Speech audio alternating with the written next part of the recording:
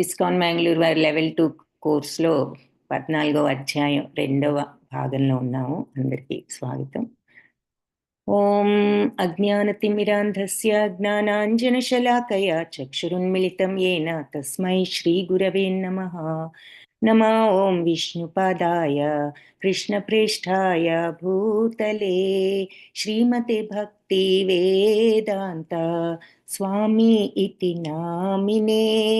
నమస్తే సారస్వతి దేవి గౌరవాణి ప్రచారిణే నిర్విశేష శూన్యవాది పాశ్చాత్య దేశధారిణే. हे कृष्णा करुणा सिंधो दीनबंधो जगत्पते गोपेश गोपिका कांत राधा कांता नमोस्तुते. तप्त कांचन गौरांगी राधे बृंदावनेश्वरी वृषभानुसुते देवी प्रणमामि हरिप्रिये. जय श्री कृष्ण चैतन्य प्रभु नित्यानंद श्री अद्वैत गदाधरा श्रीवासादि गौर भक्त वृंद. हरे कृष्णा कृष्ण कृष्ण हरे हरे, हरे राम राम राम हरे हरे. हरे कृष्णा कृष्ण कृष्ण हरे हरे, हरे राम राम राम हरे हरे. हरे कृष्ण कृष्ण कृष्ण हरे हरे, हरे राम राम राम हरे हरे. हरे कृष्ण कृष्ण कृष्ण हरे हरे, हरे राम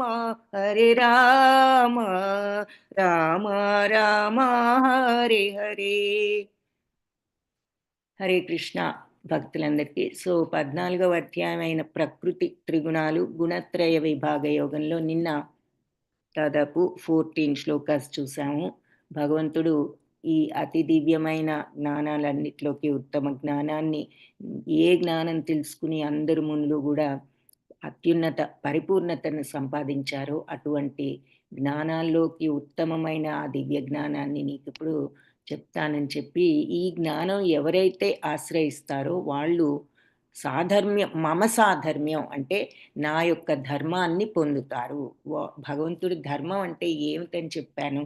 ఎవరైనా చెప్పగలిగితే హ్యాండ్ రైజ్ చేయండి, లేదా చాట్ బాక్స్లో టైప్ చేయండి. నేను తర్వాత ఈ శ్లోకం అయిన తర్వాత ఆన్సర్స్ చెక్ చేస్తాను.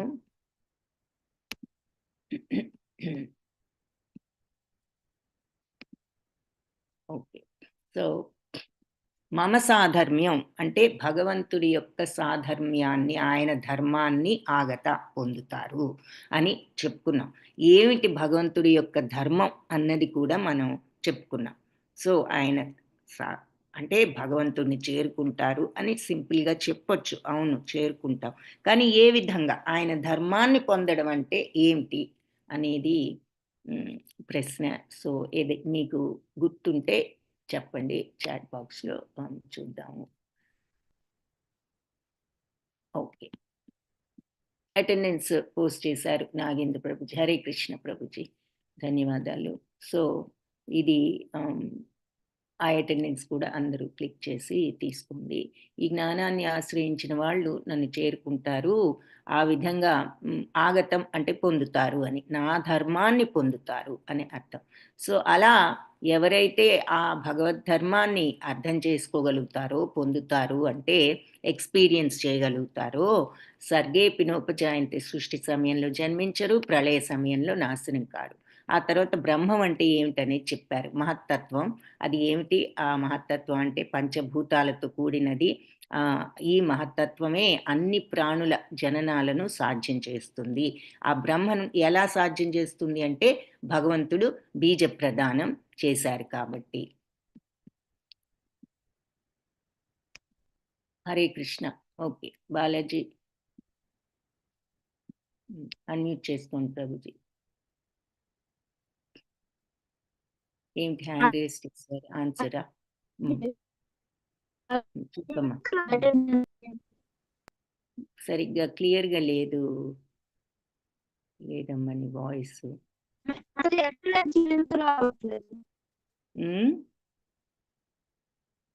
అటెండెన్స్ లింక్ రావట్లేదు. ఓ, అది లాస్ట్లో అడుగుదు, లాస్ట్లో చెప్తారు. లింక్ ఉంది, నువ్వు తర్వాత జాయిన్ అయి ఉంటావు. సో కొంచెం సేపు అయితే ప్రభుజీ మళ్ళీ పోస్ట్ చేస్తారు. Okay, that's okay. క్వశ్చన్కి అయితే హ్యాండ్ రైజ్ చేయి మధ్యలో. ఇలాంటిది ఏదైనా ఉంటే క్లాస్ చివరిలో హ్యాండ్ రైజ్ చేయొచ్చు. ఓకే, హరే కృష్ణ. హరే కృష్ణ. హరే కృష్ణ మాతాజీ. నాకున్న జ్ఞానాన్ని పొందుతారు, ప్రళయ సమయంలో వ్యధ చెందరు, నాకున్న జ్ఞానం పొందుతారని చెప్పారు ప్రభు ఆయన కృష్ణ పరమాత్మ. కరెక్ట్. అయితే మమ సాధర్మ్యం ఆగత అన్నది ప్రశ్న. నా ధర్మాన్ని పొందుతారు. ఏమిటి భగవద్ధర్మం అని ఏం చెప్పుకున్నాము? భగవంతుడి ధర్మం పొందడం అంటే ఏమిటి అంటే భగవంతుడిని చేరుకుంటారు, అది కరెక్ట్. చేరుకున్నాం కాబట్టి ప్రళయ సమయంలో ఇక అక్కడికి వెళ్ళిన తర్వాత మళ్ళీ ఇక్కడికి రాము కాబట్టి ఈ ప్రళయంలో జన్మించే పని లేదు, వ్యధ చెందే పని లేదు, మరి సృష్టి సమయంలో జన్మించేది కూడా లేదు. కాబట్టి అది కరెక్టే. అయితే భగవంతుడి ధర్మం మమ సాధర్మ్యం ఆగత, నా సాధర్మ్యాన్ని పొందుతారు. ఆయన అంటే ఈ జ్ఞానాన్ని ఆశ్రయించిన వాళ్ళు భగవంతుడి యొక్క ఆ సచ్చిత్తానంద తత్వాన్ని పొందుతారు. అది ఆ జ్ఞానం అన్నమాట. అప్పుడు ఆ జ్ఞానాన్ని పొందిన ఎటువంటి రిజల్ట్తో వాళ్ళు భగవంతుడిని చేరుకోగలుగుతారు. అది ఓకే. హరే కృష్ణ. ధన్యవాదాలు Mataji. Very good. Okay. So ఈ బ్రహ్మం అంటే ఏమిటి అంటే మహత్తత్వం. మహత్తత్వం ఏమిటి అంటే ఈ భౌతిక ప్రపంచ సృష్టికి కారణమైన అంశాలన్నీ కూడా అందులో ఉన్నాయి. ఏది పంచభూతాలు ఇవన్నీ కూడా. సో ఇందులో బీజ ప్రకృతి ఇవన్నీ కూడా అందులో ఉన్నాయి, భౌతిక ప్రకృతి. అయితే ఈ సృష్టి జరగాలి, ఈ జీవులన్నీ రావాలి అంటే భగవంతుడు అందులో ఆ బీజ ప్రదానం చెయ్యాలి, అన్నీ ఉన్నా కూడా. సో బీజ ప్రదానం చేసినప్పుడు ఇవన్నీ కూడా సాధ్యపడతాయి అని చెప్పారు. సో మనకి ఎగ్జాంపుల్ ఏం చెప్పుకున్నాం? తేలు దాని పుట్టుకకు కారణం బియ్యం కాదు, కానీ తేలు బియ్యంలోంచి పుడుతుందనే మాట వింటూ ఉంటారు. కానీ ఎందుకంటే తేలు గుడ్లు ఆ బియ్యంలో పెడుతుంది, అంతేగాని బియ్యం వల్ల తేలు పుడుతోందని కాదు కదా. సో బియ్యంలోంచి పుడుతోందంటే ఆ గుడ్లు అక్కడ పెట్టాలి. అలాగే ఈ ప్రకృతిలో నుంచి అన్నీ ఉద్భవిస్తున్నా కూడా దీనికి కారణం ఎవరు అంటే ఆ బీజ ప్రదానం చేసింది భగవంతుడే అని మనం ఒక ఎగ్జాంపుల్ కూడా చూసాం అక్కడ. తర్వాత అన్ని జీవరాశులు కూడా మరి సంభవిస్తున్నాయి ఎక్కడి నుంచి అంటే ఈ భౌతిక ప్రకృతిలో ఉద్భవించడం ద్వారా. అయితే వాటికి విత్తనాన్ని ఇచ్చే తండ్రిని మాత్రం నేనే. బీజం అన్ని భౌతిక ప్రకృతిలో జన్మించినప్పటికీ వాటికి విత్తనం ఇచ్చినది నేనే అని చెప్తున్నారు. తర్వాత సత్వరజస్తమో గుణాలు అనే 3 గుణాలతో ఈ భౌతిక ప్రకృతి నిండి ఉన్నది. ఈ భౌతిక ప్రకృతిలో అన్నీ ఉద్భవిస్తున్నాయి కాబట్టి ఈ భౌతిక ప్రకృతిలో ఏమేమి ఉన్నాయి, దాని తత్వం ఏమిటి అన్నది చెప్తున్నారు. దాని తత్వం ఏమిటి అంటే ఈ 3 గుణాలు కలిగి ఉంటుంది. సత్వరజస్తమో గుణాలు. శాశ్వతమైన ఆత్మ ఈ భౌతిక ప్రకృతిలోకి వచ్చినప్పుడు ఈ గుణాలతో బందీ అవుతున్నాడు అని చూసాం. ఆ తర్వాత ఈ 3 గుణాల్లో ఉన్న వాళ్ళు ఎలాంటి అలవాట్లతో ఉంటారో చూసాము. మరి తర్వాత లేచిన తర్వాత ఏం చేస్తారన్నది చూసాం. ఎలాంటి పుస్తకాలు చదువుతారు, ఏ టైంలో నిద్ర లేవడం, నిద్రపోవడం ఏ టైంలో జరుగుతుందో చూసాం. సత్వగుణం అంటే స్వచ్ఛతని, మరి రజోగుణం అంటే కంట్రోలింగ్, విపరీతమైన కోరికలు, ఆ తపనాని. తర్వాత తమో గుణం అంటే అజ్ఞానము. ఆ తర్వాత ఏ పని చేయడానికి ఇష్టపడినటువంటి సోమరితనం కానీ, మరి చెడు భావాలు కానీ అని చూసాం. ఆ తర్వాత సత్వగుణం మరి అన్నీ ఎంతో నిర్మలమైంది, అన్ని పాపాల నుంచి విముక్తి చేస్తుంది, మనిషిని ప్రకాశవంతం చేస్తుంది. కానీ అది కూడా సుఖం మీద, జ్ఞానం మీద ఆసక్తిని కలగజేసి ఆత్మను బంధిస్తుంది. అంటే ఎక్కడో అహంకారం, నేను మంచివాడిని, నేను చేస్తున్నాను అనే ఫీలింగ్ పోయి సహజంగా నువ్వు ఆ మంచితనంలో ఉండగలిగినప్పుడు అది శుద్ధ సత్వం, భగవంతుణ్ణి చేరుకోవడానికి అర్హత. సో అది. తర్వాత రజోగుణం అపారమైన కోరికలు, ఆ రకంగా ఆత్మను బంధిస్తుంది. తమోగుణం అజ్ఞానంతో, మరి సోమరితనం, పిచ్చితనం, అవివేకంతో ఆత్మను బంధిస్తుంది. ఇకపోతే సత్వగుణంలో మరణిస్తే మరి పుణ్యలోకాలకు, దేవలోకాలకు వెళ్తారు. రజోగుణంలో మరణిస్తే ఈ కామ్యకర్మలు జరిపే చోట అంటే భూలోకంలో పుడతారు. తమో గుణంలో మరణిస్తే ఇక బుద్ధిహీనత అంటే క్రింది లోకాలకు కూడా వెళ్తారు. ఈ 3 గుణాలు పోటీ పడుతూ ఒక్కొక్కసారి ఒక్కొక్క గుణాన్ని మిగిలిన 2 గుణాలు ఒక గుణం మిగిలిన 2 గుణాలని ఓడిస్తూ ఉంటుంది అన్నది కూడా చూసాం. అందుకే మనకు ఒక్కొక్క టైంలో మంచి భావాలు, ఒక్కొక్క టైంలో చెడు భావాలు కలగొచ్చు. అంటే మనం ఆ గుణాలకు లోబడినప్పుడు. అలాగే అన్ని ద్వారాలు దేహంలో ప్రకాశవంతమైనప్పుడు సత్వగుణం. అలాగే రజోగుణం ఎక్కువైతే మరి లోభము, దురాశ ఇవన్నీ పెరుగుతాయి. మరి తమో గుణం పెరిగితే అజ్ఞానం, సోమరితనం, నిర్లక్ష్యం, మోహం ఇవన్నీ తమో గుణ లక్షణాలు. సో అందుకే ఇక్కడ ఇలా చూస్తున్నాము. వీళ్ళు బద్ధకం కానీ, అజ్ఞానం కానీ మరి ఇవన్నీ ఇక్కడ సూచిస్తున్నారు. సో సత్వగుణం మరి ఎక్కువగా ఉన్నప్పుడు ఇలా దేహ ద్వారాలన్నీ కూడా జ్ఞానంతో ప్రకాశవంతమై ఆధ్యాత్మిక మార్గంలో సరి అయిన మార్గంలో ఉంటారు. రజోగుణంలో ఉన్నప్పుడు లోభం, కామ్యకర్మం, తీవ్ర ప్రయత్నం, అణుచుకోలేని కోరికలు, తపన.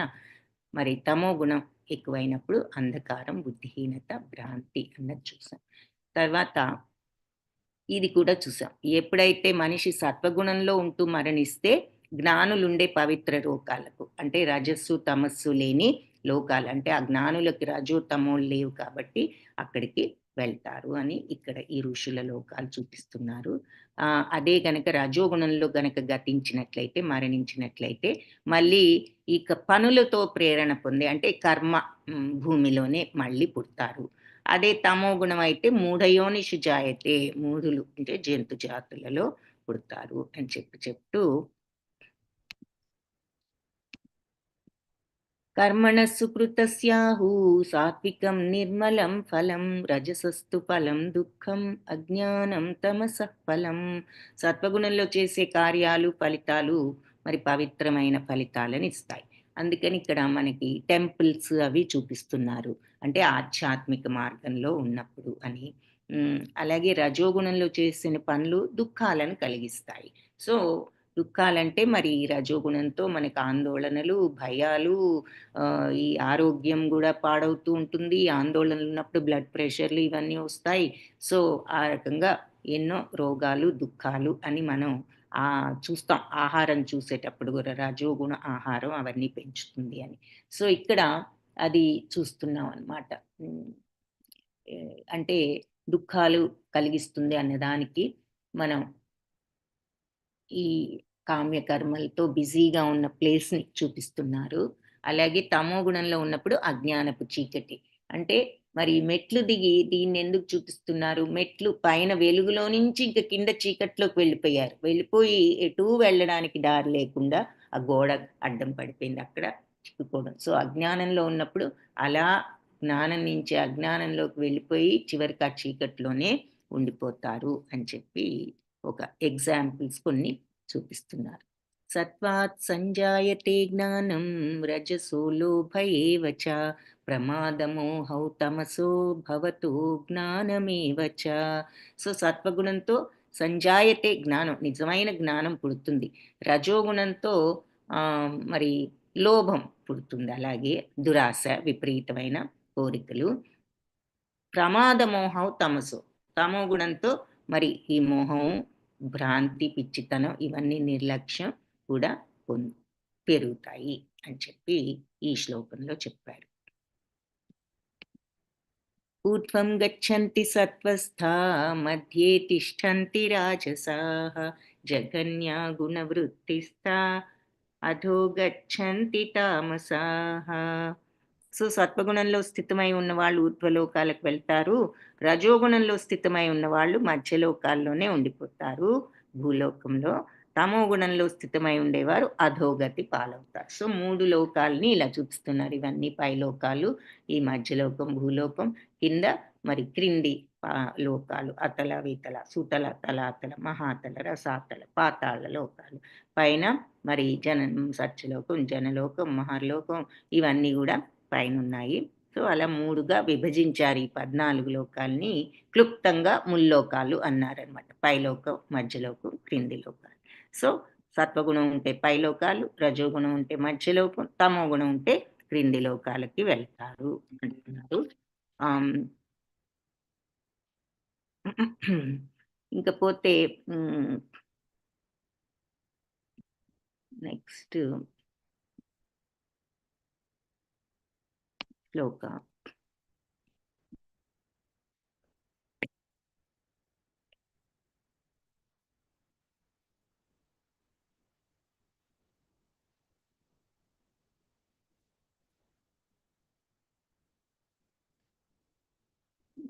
తమో గుణంలో ఉన్న వాళ్ళ గురించి ఇక్కడ మళ్ళీ చెప్తున్నారు. ఎన్నో రకాల ఆహారాలు అవి ఉన్నప్పుడు మరి జంతువులను వధించాల్సిన అవసరం మనిషికి లేదు. అయినా కూడా మనిషి మాంసభక్షణ గనక చేస్తూ ఉంటే మరి తమో గుణంలో వర్తిస్తూ వాళ్ళ భవిష్యత్తును కూడా అంధకార బంధురం చేసుకుంటున్నారు. సో అన్ని రకాల జంతు వధల్లో కూడా గోవధ మరింత దుర్మార్గమైంది. ఎందుకంటే మనకి మరి పాలిచ్చే ఆ గోవును మనం చంపడం చాలా ఘోరమైనటువంటి అజ్ఞాన కార్యం అని ఋగ్వేదంలో కూడా గోభిప్రీణత మత్సరం అని చెప్తోంది. అంటే క్షీరంతో సంపూర్ణంగా మనం తృప్తి పొందిన తర్వాత ఆ గోవును వధించాలనుకునే వాళ్ళు కంప్లీట్ అంధకారంలో ఉన్న వాళ్ళని అర్థం. విష్ణు పురాణంలో కూడా ఈ ప్రార్థన చెప్పారు. నమో బ్రహ్మణ్య దేవాయ గోబ్రాహ్మణ హితాయ చ జగద్ధితాయ కృష్ణాయ గోవిందాయ నమో నమః.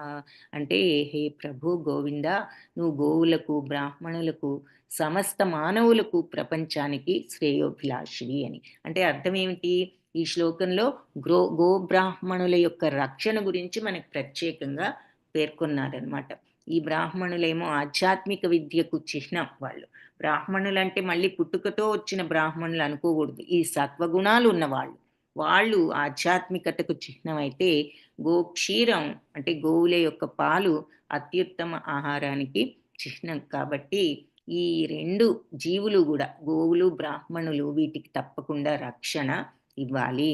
అదే మరి నాగరికత, అసలైన నాగరికత అని చెప్తున్నారనమాట. ఈ రోజుల్లో మరి ఈ ఆధ్యాత్మిక జ్ఞానాన్ని అందరూ నిరసిస్తూ ఈ గోవధను ప్రోత్సహిస్తున్నారు. సో మానవులంతా కూడా ఇలా తప్పు మార్గంలో వెళ్తూ వాళ్ళ నాశనానికి వాళ్ళే మార్గం వేసుకుంటున్నారు ఇలా చేస్తూ అని చెప్తున్నారు. కాబట్టి తర్వాత జన్మలో జంతువులు అవటానికి ప్రోత్సహించే నాగరికత, మరి వాళ్ళు చేసిన పాపాలకు తగ్గట్లుగా నెక్స్ట్ జన్మ మళ్ళీ వాళ్ళే ఇది సఫర్ అవ్వచ్చు. కాబట్టి వాళ్ళ నాశనానికి వాళ్ళే మార్గం వేసుకుంటున్నారు. నెక్స్ట్ జన్మల్లో జంతువులు అవడానికి ప్రోత్సహించే ఇలాంటి నాగరికత ఎప్పటికీ కూడా మానవ నాగరికత కాదు. కానీ ప్రస్తుతం ఈ మానవ నాగరికత కంప్లీట్గా కూడా ఈ రజస్తమో గుణాలతో తప్పు మార్గం పట్టిపోయి ఉన్నది. ఈ యుగంలో ఈ యుగం చాలా ప్రమాదకరమైనది కాబట్టి మానవాళిని మనం గొప్ప ప్రమాదం నుంచి రక్షించడానికి అన్ని దేశాలు కూడా ఈ కృష్ణ భక్తి భావన అనే సులభ విధానాన్ని అందరికీ అందించాలి. ఎందుకంటే తెలియని అజ్ఞానంలో ఉంటూ ఇలాంటి తప్పులు చేసినప్పుడు వాళ్ళకి విషయాన్ని వివరించి వాళ్ళను రక్షించాలి అని చెప్పి ఇక్కడ చెప్తున్నారనమాట. అంటే ఈ గోవధ ఇటువంటివి చేయకుండా, తమో గుణానికి వాళ్ళు వెళ్లకుండా, నెక్స్ట్ జన్మకు వాళ్ళు సఫర్ అవ్వకుండా అని. సత్వాత్ సంజాయతే జ్ఞానం రజసో లోభ ఏవ చ ప్రమాదమోహో తమసౌ భవతో జ్ఞానమేవ చ. చూసాం ఈ శ్లోకం కూడా. సత్వగుణం నుంచి మరి జ్ఞానం వస్తుంది, రజోగుణం నుంచి లోభం, తమో గుణం నుంచి అజ్ఞానం, బుద్ధిహీనత, భ్రాంతి వస్తాయి అన్నది ఇక్కడ చూసాం. ఇక్కడ ఇది. సో సత్వగుణం నుంచి జ్ఞానం, రజోగుణంతో లోభం, మరి తమో గుణం నుంచి భ్రాంతి. ఆ తర్వాత ముల్లోకాలు ఎక్కడికి వెళ్తారన్నది చూసాం. ఊర్ధ్వం గచ్చంతి సత్వస్థ మధ్యే తిష్టంతి రాజస. మధ్యలోకంలోనే ఇక పుడుతూ ఉంటారు రజోగుణంలో వాళ్ళు. సత్వలోకంలో వాళ్ళు ఊర్ధ్వలోకాలు, పై లోకాలకు వెళ్తారు, ఉద్ధరింపబడతారు. జగన్యాగుణ వృత్తిస్థ అంటే హేయమైన గుణాలు ఉన్నటువంటి ప్రవృత్తి ఉన్నవాళ్ళు అధోగచ్చంతి అంటే క్రిందికి వెళ్ళిపోతారు. తామస గుణం ఉన్నవాళ్ళు, హేయమైన తమో గుణంలో ఉన్నవాళ్ళు కింది లోకాలకు పతనం చెందుతారు అని చెప్పి చెప్తున్నారు. సో స్వర్గలోకంతో సమానమైన ఊర్ధ్వగ్రహ మండలం ఉన్నది కదా, అందులో ప్రతి ఒక్కళ్ళు కూడా ఉదాత్తులు. కాబట్టి సత్వగుణంలో ఉంటే అలాంటి గ్రహ మండలాల్లోకి వెళ్తారు. అందులో బ్రహ్మలోకం ఇంకా ఉత్తమమైనది. ఇవన్నీ చూసాం కదా, అక్కడ బ్రహ్మదేవుడు. ఆ తర్వాత అద్భుతమైన జీవన స్థితికి పరిగణనకు అతి కష్టమైనదని మనం ఇదివరకే చూసాం. బ్రహ్మలోకంలో ఉన్న అద్భుతమైన జీవన స్థితి, కానీ అత్యంత ఉన్నతమైన సత్వగుణం ద్వారా అది ప్రాప్తించగలదు. బ్రహ్మలోకం కూడా ప్రాప్తించగలదు. అయితే రజోగుణం సత్వగుణం సత్వతమో గుణాల మధ్యలో ఉంది కదా రజోగుణం. కాబట్టి మానవుడు ఎప్పుడూ పవిత్రుడిగా ఉండడు. ఒకవేళ పూర్తిగా రజోగుణంలో ఉంటే భూమిలో రాజుగానో ధనవంతుడుగానో జన్మను పొందుతాడు, కంప్లీట్ రజోగుణం అయితే. కానీ వాస్తవానికి రజోగుణంలో కూడా ఎప్పుడూ ఉండలేం. ఎందుకంటే రజోగుణంతో కాబట్టి పతనం చెందుతూ ఉంటాం ఇంకా కిందకి ఒక్కొక్కసారి. సో రజస్తమో గుణాలకి సమానమైన భూలోకవాసులు ఈ యంత్రాల ద్వారా బలవంతంగా ఊర్ధ్వలోకాలను చేరజాలరు. వాళ్ళు ఈ 3 గుణాలు ఉన్నవాళ్ళు పైలోకాలు పొందలేరు. అంతేకాకుండా రజోగుణంలో ఉన్నవాళ్ళు మరి నెక్స్ట్ జన్మలో బుద్ధిహీనులు అవడానికి కూడా అవకాశం ఉంది. ఒకవేళ మళ్ళీ మానవ జన్మ ఎత్తినా కూడా ఇంకా బుద్ధిహీనులయ్యే అవకాశం ఉంది అని చెప్తున్నారు. ఇక అంతకంటే ఇక తమో గుణం మరింత హేయమైనది. సో ఇలాంటి తమో గుణం మరి ఎంతో ప్రమాదకరం. కాబట్టే అది అన్నిట్లోకి అధమ గుణం. మనిషి మరి మానవుని స్థాయి కింద ఏమున్నాయి, పక్షులు, మృగాలు, ఇవన్నీ వృక్షాలు, 80 లక్షల జీవరాశులన్నీ మన మానవుడి కంటే క్రింది స్థాయిలో ఉన్నాయి. సో తమో గుణాలని అనుసరించి ఆ గుణాలు ఎంత తమో గుణం ఉందో దానిని బట్టి అతని యొక్క నెక్స్ట్ జన్మ ఎందులోకి వెళ్తాడు, ఈ 80 లక్షలు అన్నది ఆధారపడి ఉంటుంది అంటున్నారనమాట. అందుకే ఈ శ్లోకంలో తామస అనే పదం ముఖ్యం. ఉన్నత గుణానికి వృద్ధి చెందకుండా నిరంతరం తమో గుణంలోనే ఉండేవారిని ఈ పదం సూచిస్తుంది. అలాంటి భవిష్యత్తు అంధకారమయంగా ఉంటుంది అని చెప్తూ, రజోతమో గుణాల్లో ఉన్న మానవులు సత్వగుణంకి ఉద్ధరింపబడటానికి ఒక అవకాశం ఉంది. అదేమిటి అంటే భక్తి భావన, భగవద్భక్తి. కాబట్టి అవకాశాన్ని పరుచుకోలేని వాడు ఇక అధమ గుణాల్లోనే నిశ్చయంగా ఉంటాడు. కాబట్టి పాయింట్ ఏమిటి అంటే, సరే తమోగుణం నుంచి రజోగుణం, రజోగుణం నుంచి చివరికి సత్వగుణం, మళ్ళీ మాట్లాడితే ఆ సత్వగుణం నుంచి కూడా శుద్ధ సత్వంలోకి వెళ్ళాలి. కానీ ముందు అసలు సత్వగుణంలోకి వెళ్ళాలి అంటే భక్తి భావన పెంపొందించుకుంటే అది సాధ్యపడుతుంది అని చెప్తున్నారు. భగవత్ ప్రేమ. నాణ్యం గుణేభ్య కర్తారం యదా ద్రష్టానుపశ్యతి గుణేభ్యశ్చ పరం వేత్తిం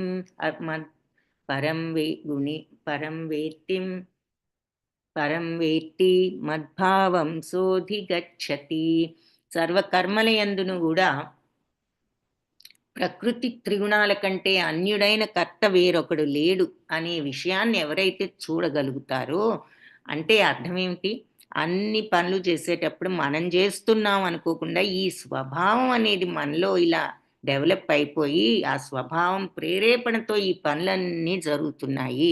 సత్వగుణం అంటే ఆ సత్వగుణం వల్ల, రజోగుణం అంటే ఆ రజోగుణం అలవర్చుకున్నాము అంటే ఈ విషయాన్ని క్లియర్గా అండర్స్టాండ్ చేసుకున్న వాళ్ళు అని చెప్పి దాన్ని దర్శించి ఈ గుణాలు మనకి మనం అలవర్చుకుని ఈ గుణాల ప్రకారం మనం పనులు చేస్తున్నాము అని ఎప్పుడైతే ఆ నాలెడ్జ్ని, ఆ జ్ఞానాన్ని పొందుతామో అది ఆ విషయాన్ని చక్కగా దర్శించి అన్నమాటకు అర్థం. సర్వకర్మలయందు ప్రకృతి త్రిగుణాల కంటే అన్యుడైన కర్త ఇంకొకడు లేడు. అంటే ఇవే చేస్తున్నాయి, మనమేదో చేస్తున్నామని మనం అనుకుంటాం. ఎందుకు చేస్తున్నాము, వెనక ఈ గుణాల యొక్క ప్రేరేపణతో మనం చేస్తున్నాం. రజోగుణం ఉంటే అవి ఆ రజోగుణం మనకి ప్రలోభాలు కలిగిస్తుంది, అవి తీర్చుకోవడానికి అవస్థలు పడుతూ ఇలా పనులు చేస్తున్నాం. సో ఈ విషయాన్ని, అదే సత్వగుణం ఉంటే మరి మంచితనం, తమో గుణం ఉంటే ఇంకా హేయమైనటువంటి ప్రవర్తన. సో ఇది అంతా కూడా ఈ గుణాల వల్ల, ఈ గుణాలకు మనం లొంగకూడదు ఈ ప్రలోభాలకు అన్న విషయాన్ని తెలుసుకున్నవాడు త్రిగుణాతీతమైన పరమాత్మని ఈ రకంగా తెలుసుకోగలిగినప్పుడు, ఎప్పుడు గుణాతీతంగా వెళ్ళగలిగినప్పుడు, 3 గుణాలకు అతీతంగా. సత్వగుణంలో కూడా నేను చేస్తున్నాను అనుకోకూడదు. ఎందుకు, అది కూడా సత్వగుణ ప్రేరేపణ. ఇది న్యాచురల్గా నువ్వు ఆ మంచి భావనలో ఇది నా బాధ్యత అనుకుని ఉండాలి. నేనేదో మంచివాడిని, నేను మంచి ప్రవర్తనలో ఉన్నాను, అంత పుణ్యమే చేస్తున్నా, నాకు ఈ పుణ్యమే వస్తుంది. ఇలాంటి ఫీలింగ్స్ ఉంటే ఇంకా నువ్వు పైలోకాలకు వెళ్తావు నిజమే. కానీ నీకు పూర్తిగా జనన మరణ చక్రం నుంచి ఇంకా విముక్తి రాదు. ఎందుకు అంటే ఇంకా రాలేదు. ఎందుకు అంటే నీకు ఇంకా నేను చేస్తున్నాను అనే కర్తృత్వ భావన ఉంది కాబట్టి. కాబట్టి ఆ స్వల్పమైన అహంకారం ఉంది కాబట్టి. అది కూడా పోయి న్యాచురల్‌గా ఇది నా బాధ్యత. నేను ఎవరికైనా సహాయం చేసినప్పుడు ఉంది కాబట్టి చేశాను. ఉన్నప్పుడు ఇది పంచుకోవడం నా బాధ్యత అనుకోవాలి. అంతేగాని నేను చాలా మంచివాడిని అందుకే ఇంత దానం ఇచ్చాను అని ఒకటే ఫీల్ అయిపోయి, హ్యాపీ అయిపోయి నేను చేశాను అనే అహంకార ఫీలింగ్ ఎక్కడో ఉన్నప్పుడు సత్వగుణంలో ఉన్నావు. మంచి పనే చేశావు. కానీ ఇది నాకు వెరీ నార్మల్, ఇది నేనిచ్చేదేముంది, భగవంతుడిచ్చాడు. నాకున్న దాన్ని ఇంకొకరికి అవసరమైన వాళ్ళకిచ్చాను అనే భావంతో ఉన్నప్పుడు ఏ గర్వం లేకుండా అది అది అవసరం అన్నమాట. సో, అలాంటి త్రిగుణాతీతమైన స్వభావం అంటే 3 గుణాలకు అతీతంగా పైకి ఇంకా శుద్ధ సత్వగుణం వచ్చినప్పుడు భగవంతుణ్ణి ఆ రకంగా తెలుసుకోగలిగినప్పుడు మనిషి నా దివ్య భావాన్ని పొందగలడు. అది మద్భావం అన్నారు గదా! మనం ఫస్ట్ సెకండ్ శ్లోకాల్లోనే చూసాం గదా! మమ సాధర్మ్యం ఆగత. నా ధర్మాన్ని, భగవంతుడి ధర్మం ఏమిటి? ఈ నిస్వార్థ ప్రేమ. అది నిష్కల్మష ప్రేమ, దివ్యమైన ప్రేమ. అది ఆయన తత్వం. అలాంటి ప్రేమ తత్వాన్ని మనం ఈ త్రిగుణాలకు అతీతంగా స్వార్థరహితంగా వెళ్ళగలిగినప్పుడు అది ఆ దివ్యమైన ప్రేమ తత్వాన్ని అనుభవపూర్వకంగా తెలుసుకుంటారు. అది నా దివ్య భావాన్ని పొందగలడు అని. ఎప్పుడు త్రిగుణాతీతమైన భగవంతుణ్ణి ఎరిగినప్పుడు. ఎలా ఎరుగుతావు అంటే నువ్వు కూడా త్రిగుణాతీత స్టేజ్‌కి వెళ్ళినప్పుడు నీకు ఓహో! ఇది భగవత్తత్వం అన్నది అర్థమవుతుంది. సో, అది. సో, త్రిగుణాలకు సంబంధించిన కర్మలను అర్థం చేసుకోవడం ద్వారా మనిషి సులభంగా అధిగమించగలడు అని చెప్పి చెప్తున్నారు. అలాంటి అవగాహన మహాత్ముల నుంచి మాత్రం తెలుసుకోవడం సాధ్యపడుతుంది. నిజమైన గురువు అసలు శ్రీకృష్ణుడే. అతడే అర్జునుడికి మరి ఆధ్యాత్మిక జ్ఞానం అంతా చెప్తున్నారు గదా! ఆయనే. సో, ఈ రకంగా భక్తి భావంలో నిష్ణాతులైన వాళ్ళ దగ్గర నుంచి మనిషి ఈ గుణాల దృష్ట్యా ఈ విషయాలు, ఈ జ్ఞానాన్ని నేర్చుకోవాలి. అంటే సరి అయిన వాళ్ళ దగ్గర నుంచి నేర్చుకోవాలి. ప్రామాణికుడైన ఆధ్యాత్మిక గురువు ఉపదేశాల ద్వారా తన యొక్క ఆధ్యాత్మిక స్థితి, దేహము, ఇంద్రియాలు వీటన్నిటిలో ఎలా బందీ అయిపోయాడనే విషయాన్ని తెలుసుకోవచ్చు అని చెప్పి చెప్తున్నారు. సో, ఈ గుణాల బందీలో మనం నిస్సహాయత్వంతో ఉంటూ ఎప్పుడైతే మన నిజ స్థితిని తెలుసుకుంటామో ఆధ్యాత్మిక స్థితిని పొందగలడు. అలాంటి స్థితిలో అతనికి భక్తి భావన వస్తుంది. సో, ఈ అండర్‌స్టాండింగ్ ఉండాలన్నమాట. మనం ఈ గుణాలతో ఇలా ప్రేరేపింపబడి ప్రలోభాలకు గురై మనం ఈ పనులన్నీ చేస్తున్నాము అన్నది. కాబట్టి గురువు సాహచర్యంలో నిజ స్థితిని తెలుసుకుని అలాంటి అవగాహన ద్వారా భక్తిలో ప్రవేశించి స్థిరపడొచ్చు అంటున్నారనమాట. అలా భక్తి భావంలో స్థిరపడ్డప్పుడు ఇక ఈ ప్రకృతి త్రిగుణాలతో ప్రభావితం కాలేము అని చెప్తున్నారు. సో, త్రిగుణాల వల్ల ఏం జరుగుతుంది అంటే మరి ఆ త్రిగుణాల ప్రభావంతో కోరికలు పెరుగుతున్నాయి. సో, ఆ కోరికలను కట్ చేసుకోవడం ఇక్కడ ముఖ్యము.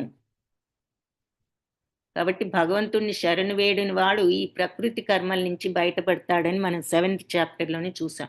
కాబట్టి నిజమైన దృష్టి ఉన్న వాళ్ళపై ప్రకృతి ప్రభావం క్రమంగా క్షీణింపగలదు. నిజమైన యథార్థ దృష్టి అంటే ఇదంతా మాయ.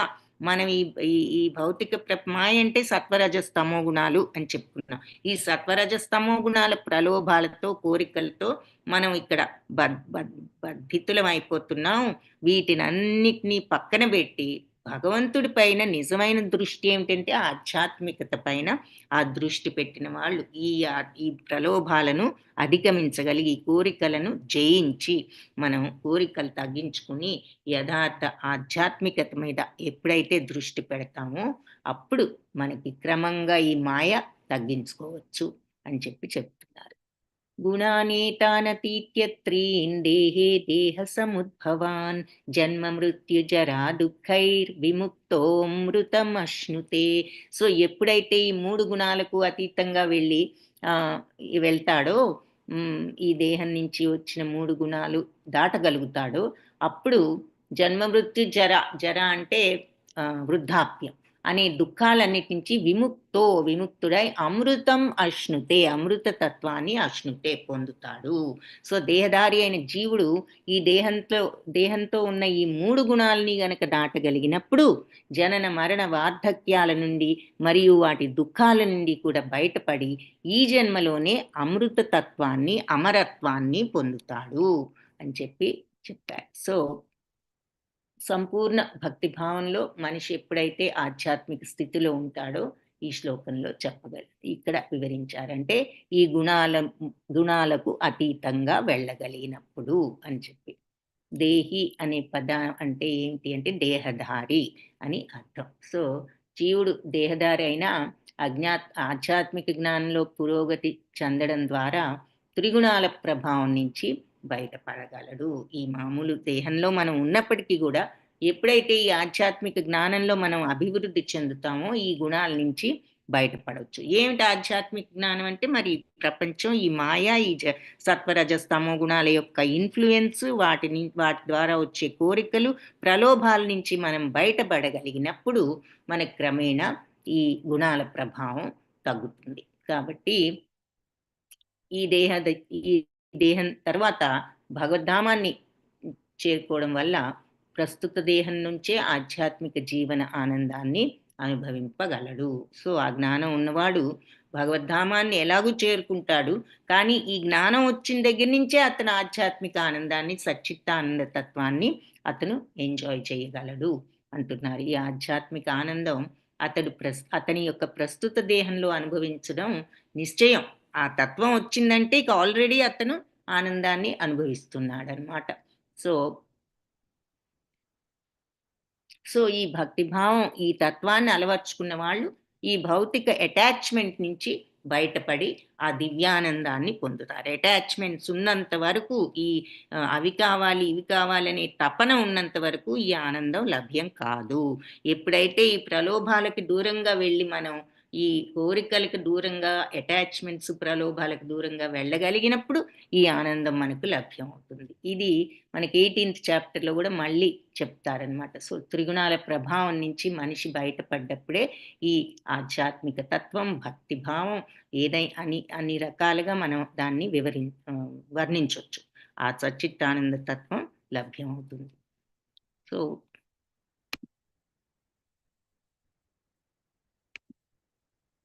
మూడు గుణాలకు అధిగమించగలిగినప్పుడు దేహధారి జన్మ మరణ వృద్ధాప్యం లాంటి దుఃఖాల నుంచి విముక్తి పొంది ఈ జన్మలోనే అమరత్వాన్ని పొందుతాడు. సో అప్పుడు అర్జునుడు అడుగుతున్నాడు అన్నమాట ఈ విషయం విని. ఏమని? మరి 3 గుణాలను అధిగమిస్తే వాళ్ళు భగవంతుణ్ణి చేరుకుంటారు అన్నారు కదా. ఈ అర్జున ఉవాచ కైర్లింగైత్రీన్ గుణానేతాన్ అతీతో భవతి ప్రభో హిమాచార కథం చైతాన్ త్రీన్ గుణానతివర్తతే. ఓ ప్రభు, ఈ ప్రకృతి 3 గుణాలని కూడా, ఆ 3 గుణాలకు అతీతంగా వెళ్ళిన వాళ్ళ లక్షణాలు ఎలా ఉంటాయి, ఏ రకంగా ప్రవర్తిస్తాడు, ఈ గుణాల బంధాలకు అతీతంగా అతను ఎలా వెళ్ళగలుగుతున్నాడు, ఈ బంధాలను ఎలా తెంచుకోగలుగుతున్నాడు అని అర్జునుడు అడిగాడు. మనకు వచ్చిన డౌటే అర్జునుడికి కూడా వచ్చింది. సో భగవంతుడు ఏం చెప్తున్నారో చూద్దాం. సో ఎలా జీవిస్తారు, ఏ విధంగా వాళ్ళు త్రిగుణాల ప్రభావాన్ని అర్థం చేసుకోగలరు,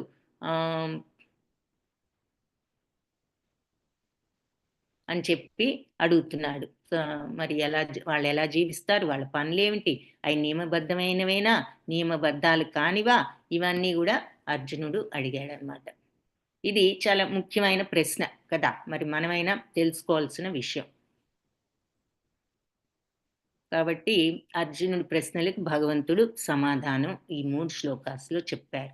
ప్రకాశం చ శ్రీ భగవానువాచ ప్రకాశం చ ప్రవృత్తిం చ మోహమేవ చ పాండవ నద్వేష్టి సంప్రవృత్తాని నన్నివృత్తాని కాంక్షతి ఉదాసీనవదాసీనో గుణైర్యో న విచాల్యతే గుణావర్తంత ఇత్యేవం యోవతిష్ఠతి నేజ్ఞతే.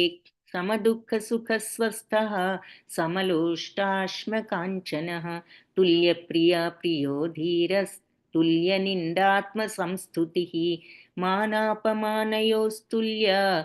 స్తుల్యో మిత్రారిపక్షయో సర్వారంభ పరిత్యాగి గుణాతీతః స ఉచ్యతే.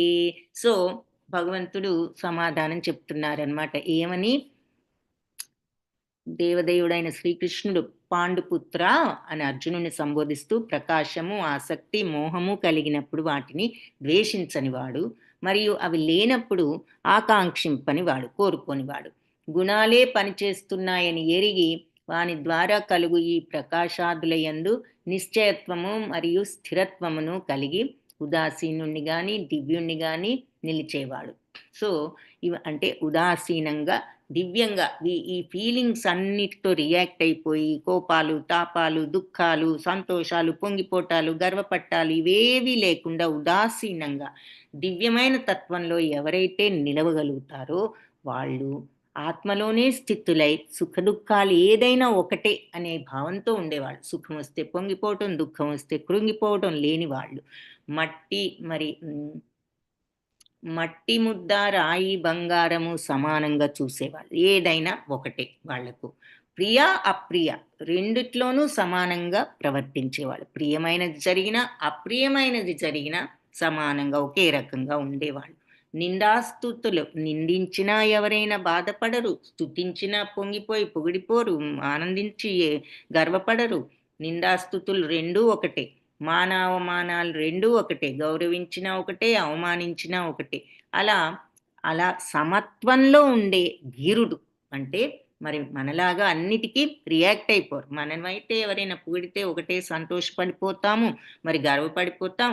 అదే ఎవరైనా మనల్ని క్రిటిసైజ్ చేస్తే చాలా దుఃఖిస్తాం, కోపగించుకుంటాం. ఇవన్నీ వస్తూ ఉంటాయి ఈ రియాక్షన్స్. వాళ్ళు ఎలాంటిది జరిగినా వాళ్ళకి ఏ రియాక్షను లేదు. పొగిడినా ఒకటే, వాళ్ళని దూషించినా వాళ్ళు అలాగే ఉంటారు. శత్రుమిత్రులను సమానంగా చూసేవాళ్ళు. మరి మనం శత్రువులను ఒక రకంగా చూస్తాం, మిత్రులను ఒక రకంగా చూస్తాం. ఇష్టమైన వాళ్ళని ఒక రకంగా చూస్తాం, ఇష్టం లేని వాళ్ళని ఇంకొక రకంగా చూస్తాం. మాట్లాడడం, అవతలకు వెళ్తాం, ఇటువంటివన్నీ చేస్తూ ఉంటాం. కానీ శత్రుమిత్రులను సమానంగా చూసేవాడు సర్వములైన భౌతిక కర్మలు వదిలినవాడు. అంటే భౌతిక కర్మలన్నీ వదలడం అంటే ఆ స్టేజ్ ఎప్పుడు వస్తుంది? నిజమైన అకర్మ స్టేజ్. ఇక మనం ఇంత కంప్లీట్ సచ్చితానందంలో ఉన్నప్పుడు ఏ పని చేయవలసిన అవసరం లేదు. అంటే ఈ భౌతిక కార్యాల కోసం, లాభాల కోసం పనులు చేసే స్టేజ్ దాటిపోతారు ఇక వాళ్ళు. ఎందుకంటే వాళ్ళకి ఏ కోరికలు లేవు కాబట్టి. ఆయన ఇటువంటి మనిషి ప్రకృతి త్రిగుణాలను దాటిన వాడని చెప్పవచ్చు. మీకెవరికైనా గుర్తుంటే మరి ఇవే లక్షణాలు మనం ఈ మధ్య చూసాం. ఎక్కడ చూసాము? ఏ చాప్టర్లో ఎవరి లక్షణాలుగా చూసాం? ఎవరైనా చెప్పగలరా? చెప్పగలిగితే హ్యాండ్ రేజ్ చేయండి, చాట్ బాక్స్లో టైప్ చేయండి. ఓకే, ఇందాక ఇదే లక్షణాలు. ఇప్పుడు మనం స్థితప్రజ్ఞులు అని ఇక్కడ జ్ఞానయోగంలో ఉన్నాము. ఇక్కడ ఇలాంటి 3 గుణాలకు అతీతంగా వెళ్ళిన వాళ్ళ లక్షణాలు ఇవి అని చెప్పి భగవంతుడు చెప్పారు కదా. ఇవే లక్షణాలను మనం ఇంతకు ముందు చూసాం. ఎక్కడ చూసాము? ఏ చాప్టర్ కూడా చెప్పక్కర్లా, ఎవరి లక్షణాలుగా చూసాం. అర్జునుడు మీకు గుర్తుంటే ఏ చాప్టర్లో చూసింది కూడా చెప్పచ్చు. సో అర్జునుడు ఈ 3 ప్రశ్నలు వేయగానే భగవంతుడు ఇక్కడ ఇంత సమాధానం ఇచ్చారనమాట. త్రిగుణ రాహిత్య స్థితిలో నిలిచిన మనిషి ద్వేషాన్ని కలిగి ఉండడని, దేనిని కూడా ఆకాంక్షింపబడడని అర్జునుడు శ్లోకంలో, శ్రీకృష్ణుడి శ్లోకాల్లో చెప్పారు. సో ఆ త్రిగుణాతీత దివ్య స్థితిలో ఉన్న మనిషి కర్మలకు సంబంధించినదే తరువాత ప్రశ్న. దివ్య స్థితి అందు నిలిచిన మనిషిని కర్మలకు సంబంధించిన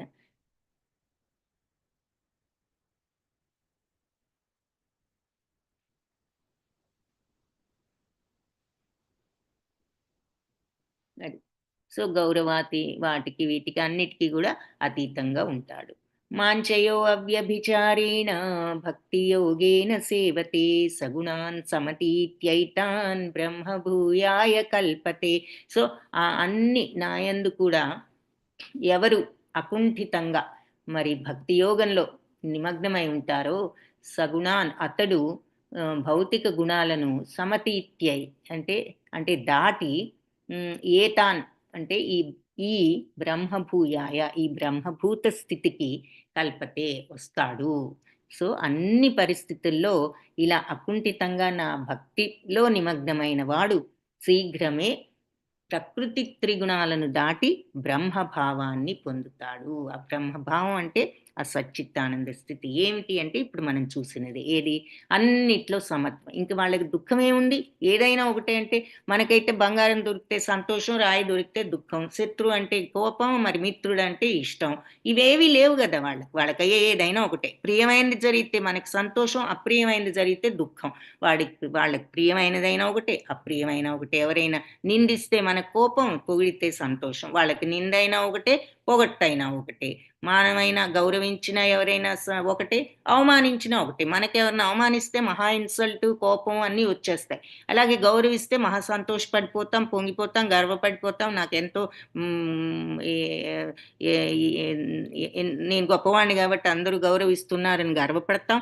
ఇవన్నీ ఉంటాయి. వాళ్ళకి గౌరవం అయినా ఒకటే, అలాగే అగౌరవం అయినా ఒకటే, నిందైనా ఒకటే, పొగట్టైనా ఒకటే, శత్రువు అయినా ఒకటే, మిత్రుడైనా ఒకటే, ప్రియమైనదైనా ఒకటే, అప్రియమైనదైనా ఒకటే. ఇంకా అలాంటప్పుడు ఇంకా వాళ్లకు సమత్వం ఎప్పుడూ ఆనందమే కాకుండా ఇంకా వాళ్ళకి దుఃఖం అనేది ఏముంటుంది, ఏదైనా ఒకటే. ఇక వాళ్లకు ఎప్పుడు కూడా సమత్వంతో అలాగే ఉంటారు. సో వాళ్ళు ఆ త్రిగుణాలను దాటి ఆ బ్రహ్మభావంలో ఉంటారన్నమాట వాళ్ళు. సో అది చెప్తున్నారు ఇక లాస్ట్ శ్లోకం. ఎవరైతే ఇలా 3 గుణాలను దాటి ఎప్పుడు కూడా ఈ స్థితిలో నిమగ్నమై ఉంటారో ఈ భక్తి భావంలో, వాళ్ళు శీఘ్రమే ప్రకృతి త్రిగుణాలను దాటి బ్రహ్మభావాన్ని పొందుతారు. ఎందుకంటే వాళ్ళు కంప్లీట్గా ఆ రకమైన శరణాగత తత్వం, ఏదైనా జరిగేది జరుగుతుంది అది అన్న శరణాగత తత్వంలో ఉంటారు కాబట్టి. ఓకే, కళ్యాణి మాతాజీ, హరే కృష్ణ. చెప్పండి. హ్యాండ్ రేస్ చేశారు మాతాజీ. ఆన్సర్ ఏమన్నా చెప్దాం అనుకున్నారా? ఇలాంటిదే మనం ఎక్కడో చూసాము అని చెప్పాం మేడం. భక్తి మార్గంలో చూసామండి. స్థిరమైన భక్తి కలవాడేవాడు, భగవంతుడి యందు పరిపూర్ణమైన విశ్వాసం నమ్మకం ఉన్నవాడు ఎవడు, వాడికి ఇటువంటి లక్షణాలు ఉంటాయి అన్నప్పుడు విన్నాం madam. Very good, correct. 12th chapter లో మనం చూసాం ఏమని, విన్నామండి. అదే 12వ అధ్యాయం భక్తి యోగం, 12వ అధ్యాయంలో. సో 12th చాప్టర్ లో భక్తి యోగంలో ఎవరి లక్షణాలుగా చూసాము, శుద్ధ భక్తుల లక్షణాలుగా చూసాం. అది వెరీ గుడ్, హరే కృష్ణ. ఇవే లక్షణాలు. సో భక్తి మార్గంలో జ్ఞాన మార్గంలో వెళ్ళినా మనం చివరికి అర్థం చేసుకుని ఈ తత్వానికి రాగలుగుతాం జ్ఞాన మార్గంలో. భక్తి మార్గంలో భక్తితో ఆటోమేటిక్గా ఆ గుణాలు అలవర్చుకుంటాం ఆ మార్గంలో ఉంటూ. సో అలా ఏ మార్గంలో వెళ్ళినా చివరికి ఈ గుణాలు వస్తేనే మనకి భగవత్ ప్రాప్తి వస్తుంది. బ్రహ్మభూయాయ కల్పతే అన్నది ఆ బ్రహ్మతత్వాన్ని పొందగలుగుతాం. సో అది మనకి ఈ శ్లోకంలో చెప్పారు. ఇక లాస్ట్ శ్లోకంలో ఏం చెప్తున్నారు, బ్రహ్మణో హి ప్రతిష్టాహం అమృతస్య అవ్యయస్య చ శాశ్వతస్య చ ధర్మస్య సుఖస్య ఏకాంతికస్య చ. సో అమృతత్వం, అనశ్వరం, శాశ్వతం. మరి బ్రహ్మణోభి ప్రతిష్టాహం, ఆ బ్రహ్మంలో ప్రతిష్ఠుడనై అహం నేనే ఉన్నాను. అది ఎలాంటిది అంటే అమృతస్య, అమృతతత్వం అమరమైనది, అవ్యయం అంటే వ్యయం అంటే ఖర్చు అయ్యేది, అవ్యయం అంటే ఖర్చు కానిది. అంటే దాని అర్థం ఏమిటి, నాశనం లేనిది అని. అవ్యయం అమృతతత్వం అయిన ఆ బ్రహ్మంలో ఎవరున్నారు, నేనే ప్రతిష్ఠుడనై ఉన్నాను. ఇంకా శాశ్వతస్య చ, అది ఎలాంటి బ్రహ్మం, శాశ్వతమైనది, ఎక్కడికి పోయేది కాదు, భగవంతుడి తత్వం కదా, మరి ఆయన శాశ్వతుడు. ధర్మస్య, ధర్మవంతమైనది. సుఖస్య, ఇక అక్కడ సచ్చిత్తానందం, దివ్యానందం, మహదానందం, బ్రహ్మానందం ఉంటాయి కాబట్టి ఎప్పుడు మరి ఎవరైనా తిట్టినా, ఎవరైనా మనల్ని పొగిడినా, ఏదైనా ఒకటే అనుకునే స్థితి మరి బ్రహ్మానంద స్థితిగా ఏమిటి. మానమైనా అవమానమైనా ఒకటే, ఏదైనా ఒకటే అనుకునే స్థితిలో ఇంకా ఏ విషయం బాధ కలిగించదు. కాబట్టి ఎప్పుడూ ఆనందంలో ఉండే ఆ సుఖవంతమైన ఈ భౌతిక సుఖాలకు సంబంధించిన సుఖం కాదనమాట, అది ఆ సచిత్తానందంలో ఉన్న సుఖం. సుఖస్యై కాంతికస్య చ, కాంతివంతమైనది అని చెప్పి చెప్తున్నారు. సో సుఖస్య ఐకాంతికస్య, చర్మమైనటిది అంటే లాస్టింగ్, ఎవర్ లాస్టింగ్, ఎక్కడికి ఇంకా వెళ్ళిపోనటువంటి ఆనందం అని చెప్పి. సో అమృతం, అవ్యయం, శాశ్వతం, సౌఖ్యం, ఇదే బ్రహ్మం యొక్క సహజ స్థితి. అలాంటి బ్రహ్మానుభూతి బ్రహ్మభూయాయ కల్పతే అని ఇంతకుముందు శ్లోకం చెప్పారు కదా, ఎవరు ఈ 3 గుణాలకు అతీతంగా వెళ్ళినాళ్ళు ఈ బ్రహ్మభూయ స్థితిలో ఉంటారు అని. అలాంటి బ్రహ్మానుభూతి ఆధ్యాత్మిక అనుభూతికి ప్రారంభ దశ. అయితే రెండవ దశ ఏమిటి అంటే పరమాత్మానుభూతి. ఈ దశ మధ్య దశ. ఇక దేవదేవుడైన కృష్ణుడి పరతత్వం చరమానుభూతి అని చెప్పి చెప్తున్నారు. సో ఇవి ఈ బ్రహ్మంలో ఇలా ప్రతిష్ఠులమై ఉండటం జరుగుతుంది అని చెప్పి చెప్తున్నారు. సో అర్జునుడు అడిగిన ప్రశ్నకు ఈ సమాధానాలన్నీ చెప్పి చివరికి భగవంతుడు ఈ సమాధానాల్లో మళ్ళీ త్రిగుణాలను అధిగమించిన వ్యక్తి లక్షణాలు ఏమిటి అంటే సమస్థితి, తటస్థంగా ఉండడం, ఉద్వేగాలకు ఉదాసీనంగా ఉంటాడు. మనలాగా ఉద్వేగాలకు గురికారు.